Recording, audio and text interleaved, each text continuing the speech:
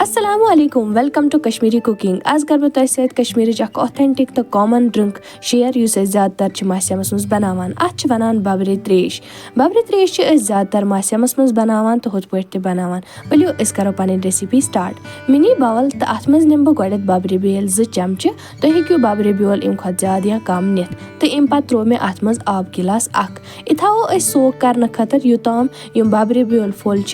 हनन तो यम निम बह अत त्रो ड्राई फ्रूट बादाम काजू किशमिश खोपर तो वन निम बह ब्याक बाउल अत मज त्रो गए आब गिलास अख त्रो तुह पन मर्जी तुह कचा बबरी त्रेश आसो बनावन बे त्रो खंड चमचे 2 अत खंडस दिमो थोड़ा थोड़ा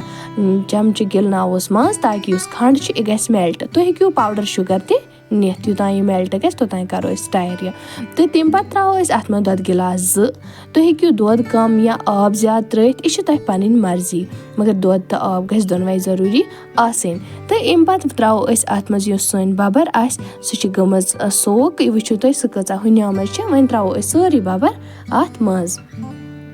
यह वो बबर त्रे मे सारी अत मज अम पे करो पन सारी ड्राई फ्रूट एड अत बबरी त्रेश मज यम त्रे मे बादाम त्रो खोपर त्रो चिटित यह वो खोपर हेक्यू तुम अमनि जेश स्लाइस त्रित तुह पन मर्जी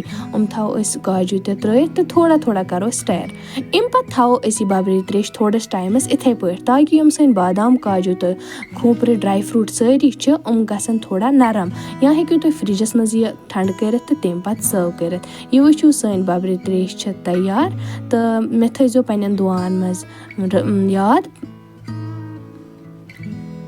यह गई सन बबरी त्रेश तैयार।